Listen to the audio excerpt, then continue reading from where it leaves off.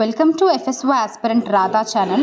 ఈరోజు మనం APSC forest section ఆఫీసర్లో general ఫారెస్ట్రీలో యూనిట్ 2 అనేది డిస్కస్ చేస్తున్నామండి. యాక్చువల్గా నేను ఈ యూనిట్ 2 అనేది 2 వీడియోస్లో చేద్దామని చెప్పాను కదండి. So continuously following me they will understand what I'm saying. So కానీ ఏమైందంటే మనకి సెకండ్ వీడియో సగంలో కట్ అయిపోవడం వల్ల నేను ఇప్పుడు థర్డ్ వీడియో చేయాల్సి వస్తుంది. సో ఈ థర్డ్ వీడియోలో we'll cover in situ and ex situ conservation, CBD and also other two topics. So ఈ వీడియోలో ఇవన్నీ కవర్ చేసేస్తే మనకి 2 యూనిట్స్ కవర్ చేసినట్టే. So be happy and also like revision చేయండి ఖచ్చితంగా చెప్పినవన్నీ కూడా. దాంతోపాటు ఇంకేమైనా పాయింట్స్ చూస్తున్నప్పుడు ఇంకేది ఇక్కడ కవర్ చేయడం ఏమైనా మీకు పాయింట్స్ తెలిసినప్పుడు అవి అక్కడ రాసుకోండి ఖచ్చితంగా. Okay, so that it will be very helpful for last minute preparation, like last minute రివిజన్కి చాలా ఉపయోగపడుతుంది. ఓకే, మనమైతే బేసిక్స్ కవర్ చేస్తున్నామండి. సో ఈ బేసిక్స్ అయితే మినిమం ఉండాలి ఆ ఎగ్జామ్ రాసేయడానికి. సో ఖచ్చితంగా ఈ బేసిక్స్ అయితే ఖచ్చితంగా మీరు రివిజన్ చేసుకోండి, బాగా వినండి. ఇఫ్ ఇన్ కేస్ నేను చెప్పింది అర్థం కాకపోతే గూగుల్ చేయండి. ఓకే, ఆ విధంగా ఈ వీడియోస్ అయితే మీకు పనికొస్తాయి. Okay, so let us go into the topic now. So ఇప్పుడు మనం ఇన్సెటు అండ్ ఎక్సెటు కన్జర్వేషన్ గురించి డిస్కస్ చేద్దాం. సో మనకి బయోడైవర్సిటీలో థ్రెట్స్ గురించి చదివాం కదా, లైక్ పోచింగ్ అనే పదం చాలా ఇంపార్టెంట్ అని చెప్పాను. పోచింగ్ అనేది ఉంది and also man and wild life conflicts అనే పదాల గురించి చదివాం కదండి. సో థ్రెట్స్ ఉన్నప్పుడు బయోడైవర్సిటీ మనం ఎలా కాపాడుకోవాలి?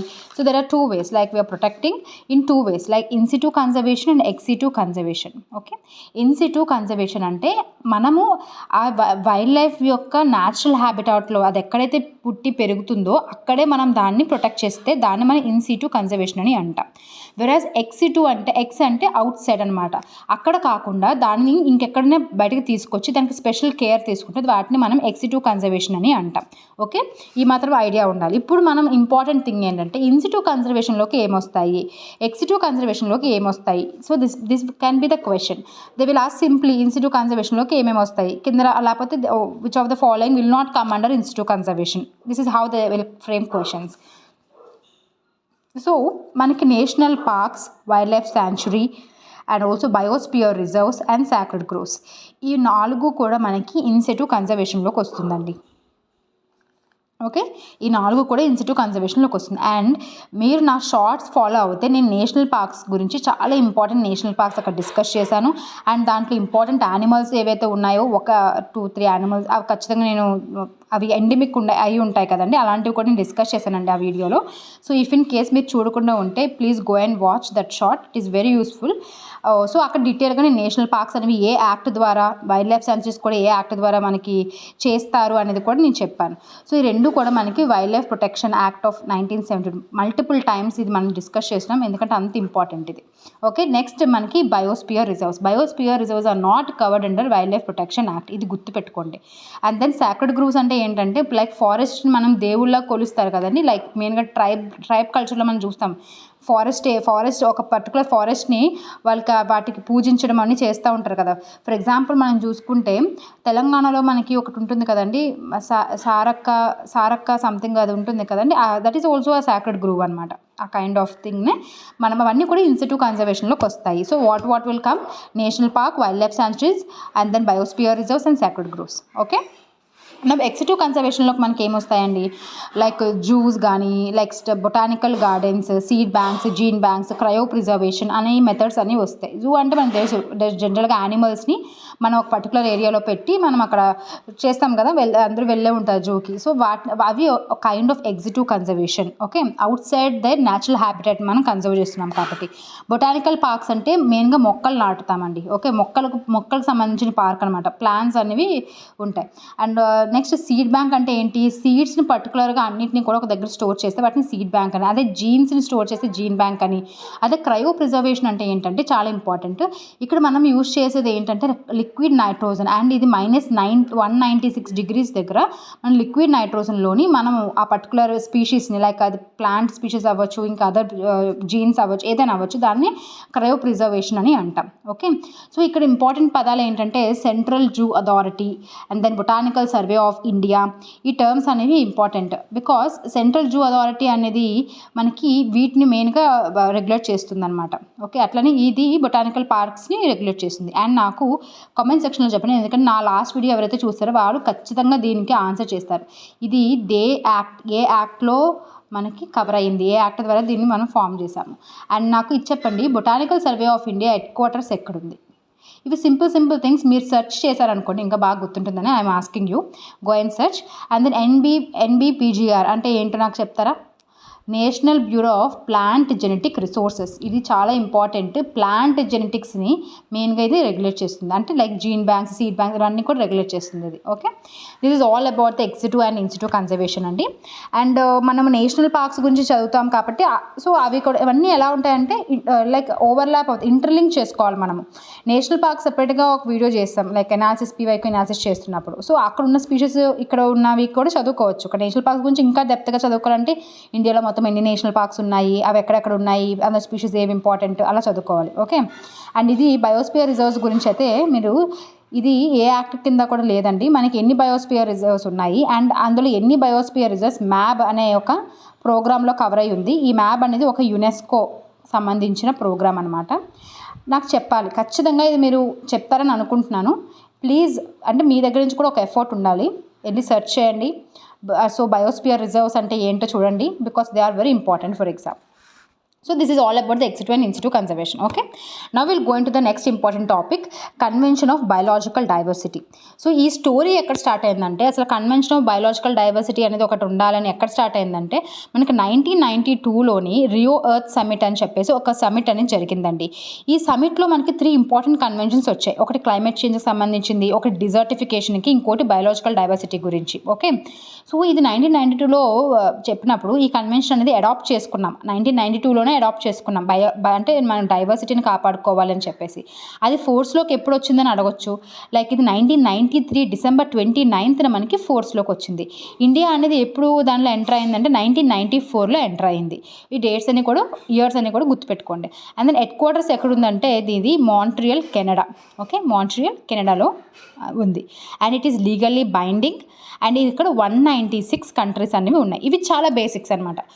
In case if they want to ask direct bit on this CBD, they will ask from this only. So ఖచ్చితంగా గుర్తుపెట్టుకోవాల్సిన పాయింట్స్. ఇంకా ఎక్స్ట్రా చదవాలంటే చాలా ఉంటుంది ప్రతిదానికి చదవడానికి, బట్ ఇవి బేసిక్స్ అయితే గుర్తుపెట్టుకోండి. ఓకే, తర్వాత ఏమైందంటే ఈ కన్వెన్షన్ ఆఫ్ బయోలాజికల్ డైవర్సిటీ వచ్చినాక, సో ఇండియా కూడా రాటిఫై చేసింది కాబట్టి మనం బయోలాజికల్ డైవర్సిటీ గురించి ఒక సెపరేట్ యాక్ట్ చేయాలి. సో దాట్ మనం చేసిన ప్రామిస్ అనేది మనం నిలబెట్టుకోగలమని చెప్పేసి బయోడైవర్సిటీ యాక్ట్ అని చెప్పి 2002లో తీసుకొచ్చారండి. ఇది ఇయర్ అడిగే అవకాశం ఉంటుంది. సో బయోడైవర్సిటీ యాక్ట్ని తీసుకురావడం, అప్పుడు మనకి నేషనల్ లెవెల్లో ఒక బయోడైవర్సిటీ అథారిటీని పెట్టారు. అది చెన్నైలో హెడ్ క్వార్టర్స్ ఉంది. అలాగే ప్రతి స్టేట్కి కూడా ఒక బయోడైవర్సిటీ బోర్డు అనేది ఉంది. అండ్ లోకల్ లెవెల్లో మనకి ఈ బయోడైవర్సిటీ మేనేజ్మెంట్ కమిటీస్ అనేవి లోకల్ లెవెల్లో ఉన్నాయి. అండ్ వీళ్ళు మనకి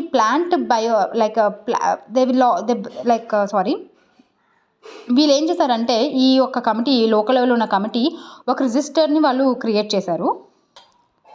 సో ఇది register like I think it's plant biodiversity register, లేకపోతే పబ్లిక్ సారీ అండి, నేను మర్చిపోయాను దీని యొక్క ఫుల్ ఫామ్ ఏంటి, పీబీ అని. బట్ గుర్తుపెట్టుకోవాల్సింది ఏంటంటే, మనకి ఈ యాక్ట్ 2002లో వచ్చింది. దీని ద్వారా ఒక 3 ఫామ్ అయినాయి. అవి ఒకటి నేషనల్ లెవెల్లో, ఒక స్టేట్ లెవెల్లో అండ్ లోకల్ లెవెల్లో. అండ్ వాళ్ళు ఒక రిజిస్టర్ తయారు చేస్తారు. దాన్ని ప్లాంట్ బయోడైవర్సిటీ రిజిస్టర్ అని అనుకుంటున్నాను. ప్లీజ్ గో అండ్ చెక్, ఒకసారి కన్ఫర్మ్ చేయండి. సో అదొకటి గుర్తుపెట్టుకోండి. Okay, this is what we should learn from the CBD. And ఇంకొకటి ఏంటంటే, CBDలో ఇంకో ఇంపార్టెంట్ ఉన్నాయండి. అవి ఏంటంటే ఇవి చాలా important. కార్టెజినా protocol and Nagoya protocol అండి.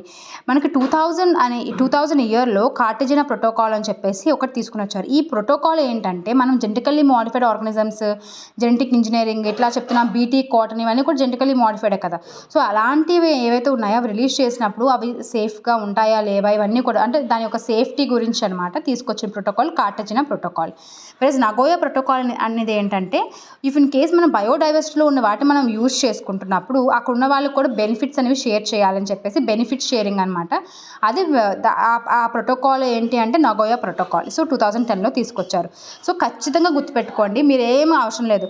కార్టెజినా ప్రోటోకాల్, నగోయా ప్రోటోకాల్ రెండు కూడా CBDలో తీసుకొని వచ్చారు. ఇది 2000లో, కార్టెజినా అనేది 2000లో వచ్చింది, నగోయా దాని తర్వాత వచ్చింది 2010లో వచ్చింది. ఇయర్స్ గుర్తుపెట్టుకోండి. And then biosafety of the genetically modified organisms అయితే కార్టెజినా, జీన్. ఓకే, జీన్ కదా. సో జీన్స్ సంబంధించింది బయోసేఫ్టీ, జెనెటికల్లీ మోడిఫైడ్ ఇవన్నీ కూడా కార్టెజినాకి సంబంధించినవి. నగోయాలో ఏంటంటే బెనిఫిట్ షేరింగ్ అనమాట. ఓకే, ఇవి మాత్రం గుర్తుపెట్టుకుంటే చాలు. అదే ఇంపార్టెంట్ కరెంట్ అఫైర్స్ ఓరియంటెడ్లో చదువుకోవాలనుకుంటే సో కరెంట్ అఫైర్స్లో చూసుకుంటే అండి COP11 ఒకసారి మనకి ఫస్ట్ టైం మన ఇండియాలో జరిగిందండి CBD అనేది. అది హైదరాబాద్లో జరిగింది. అది COP11 అంటే కాన్ఫరెన్స్ ఆఫ్ పార్టీస్ అని అంటాం. ఇది కాన్ఫరెన్స్ ఆఫ్ పార్టీస్ అనేది ఒక మీటింగ్ అనమాట. ఈ కన్వెన్షన్ ఎంతవరకు వచ్చింది, దీంట్లో ఇంకేమైనా మార్పులు చేయొచ్చు, ఇంకేమైనా ప్రోటోకాల్స్ తీసుకొని రావచ్చు అని చెప్పి డిస్కస్ చేస్తారు.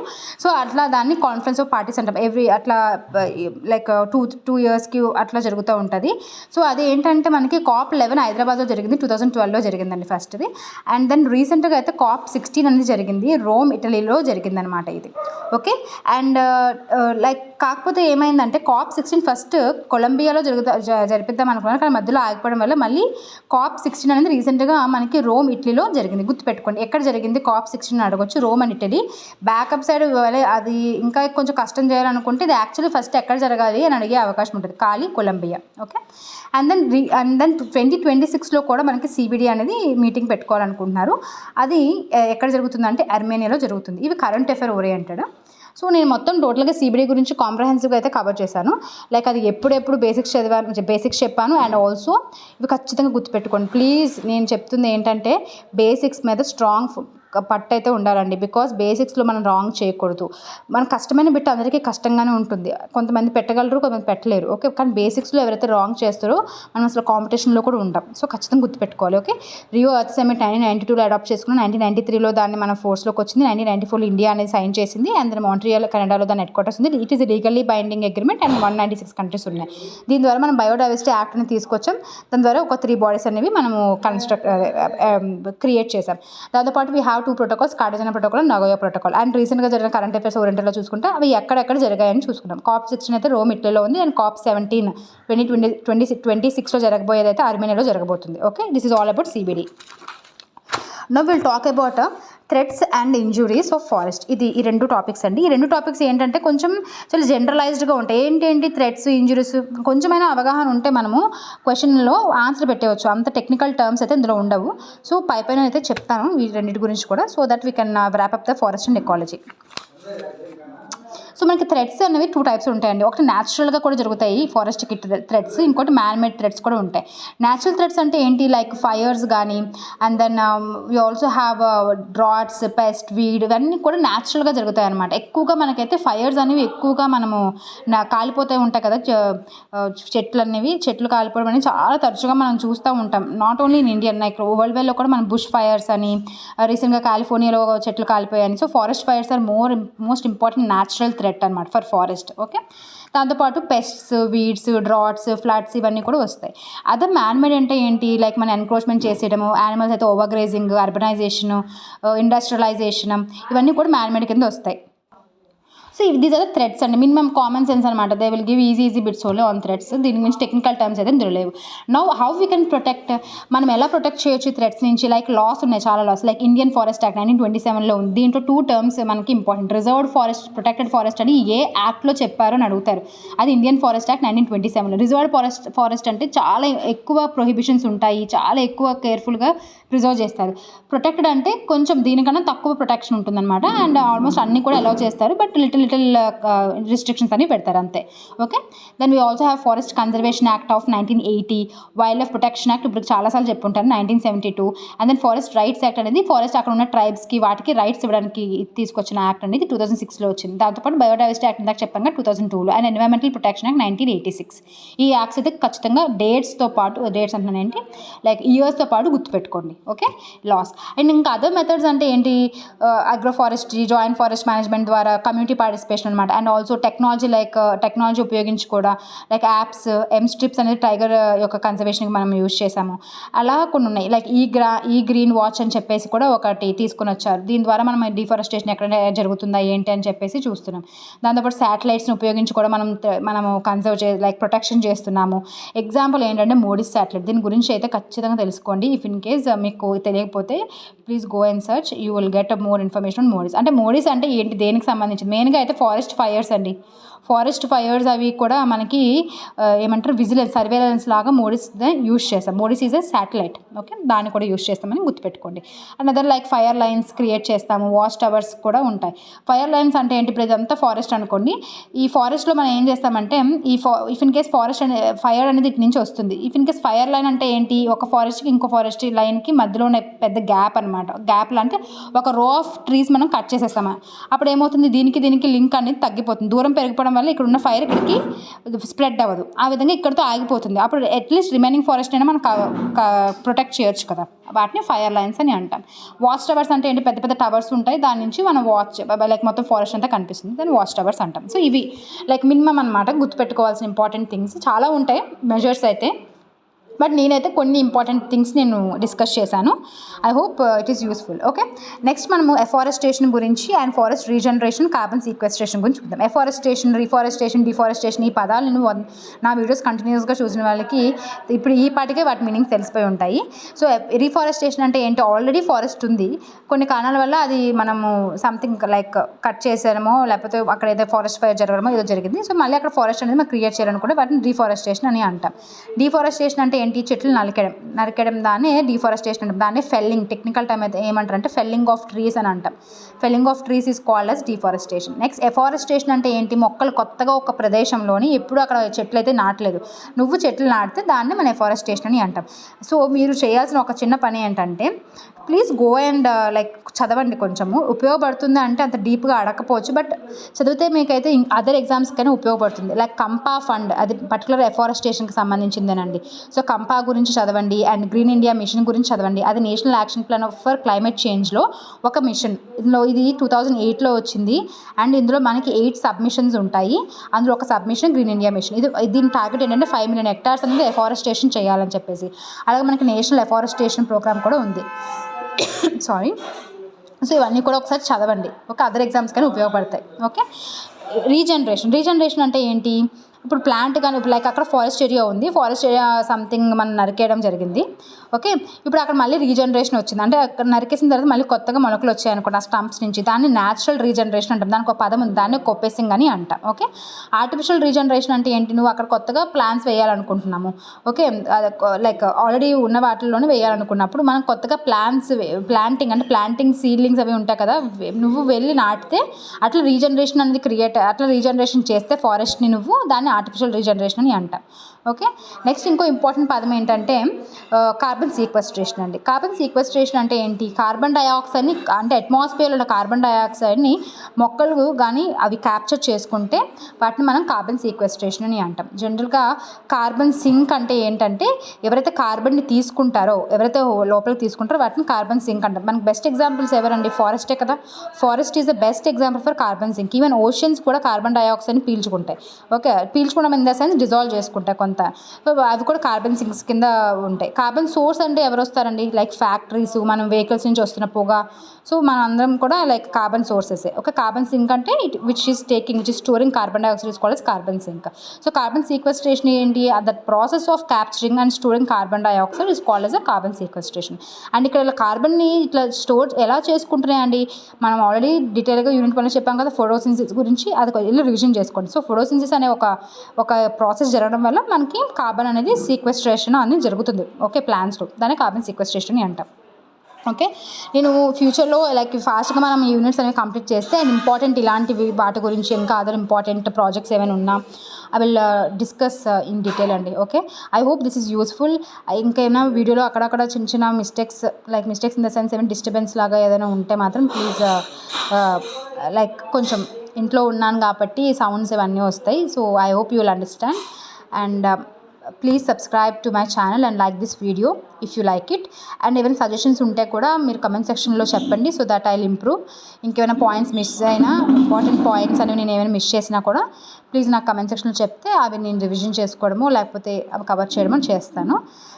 సో థ్యాంక్ యూ అండి. రేపటి నుంచి లైక్ టుడే ఓన్లీ ఒక వీడియో వస్తుంది. హార్టికల్చర్లో ఒక 2 to 3 యూనిట్స్ చేస్తాను ఈరోజు.